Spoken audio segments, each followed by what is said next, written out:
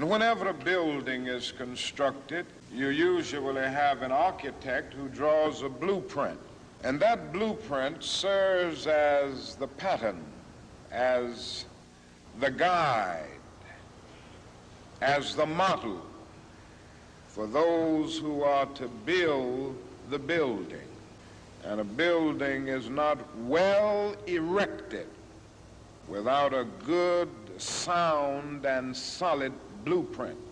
Now, each of you is in the process of building the structure of your lives. And the question is whether you have a proper, a solid, and a sound blueprint. And I want to suggest some of the things that should be in your life's blueprint. Number one, in your life's blueprint should be a deep belief in your own dignity, your own worth, and your own somebodyness. Don't allow anybody to make you feel that you are nobody. Always feel that you count. Always feel that you have worth. And always feel that your life has ultimate significance. All we say to America is be true to what you said on paper.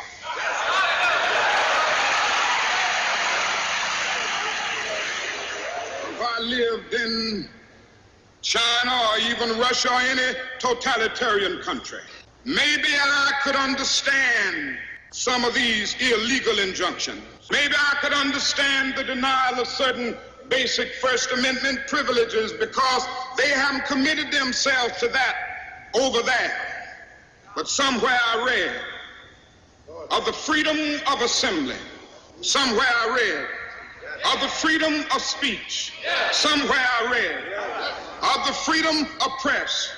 Somewhere I read that the greatness of America is the right to protest far right.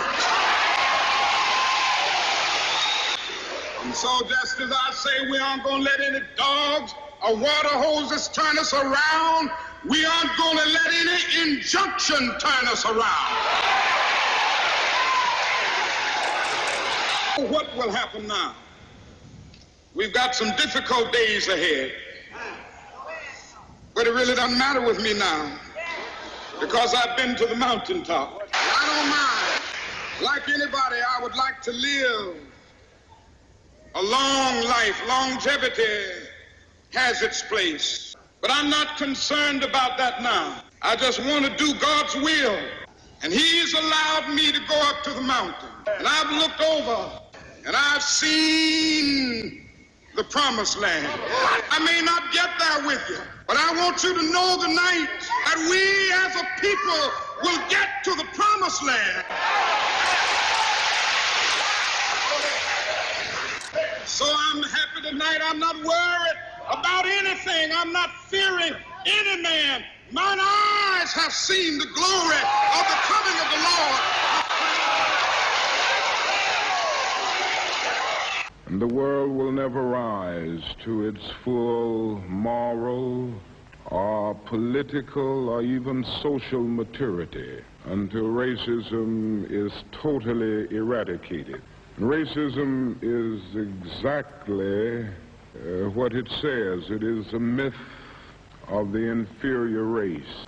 It is a notion that a particular race is worthless and degraded innately. And the tragedy of racism is that it is based not on an empirical generalization, but on an ontological affirmation. It is the idea that the very being of a people is inferior. Well, it may be true that morality cannot be legislated, but behavior can be regulated. It may be true that the law cannot change the heart, but it can restrain the heartless. It may be true that the law can't make a man love me, but it can restrain him from lynching me. And I think that is pretty important also. And so while the law may not change the hearts of men, it does change the habits of men if it's vigorously enforced.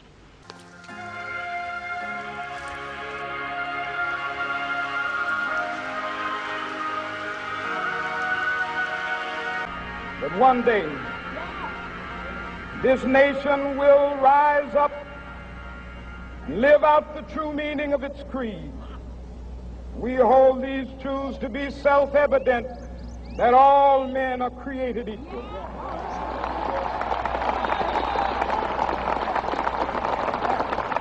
I have a dream that one day on the red hills of Georgia, sons of former slaves and the sons of former slave owners will be able to sit down together at the table of brotherhood. I have a dream that one day, even the state of Mississippi, a state sweltering with the heat of injustice, sweltering with the heat of oppression, will be transformed into an oasis of freedom and justice. I have a dream. My 4 little children will one day live in a nation where they will not be judged by the color of their skin, but by the content of their character. I have a dream today.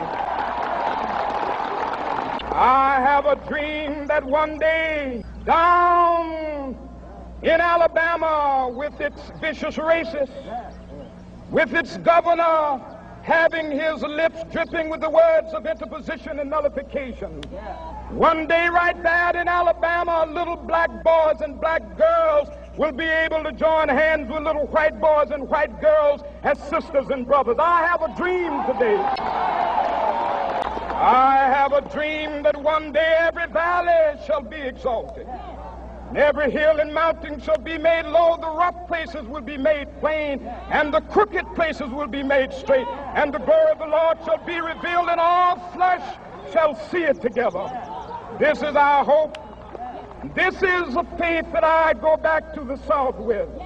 With this faith, we will be able to hew out of the mountain of despair a stone of hope. With this faith, we will be able to transform the jangling discords of our nation into a beautiful symphony of brotherhood.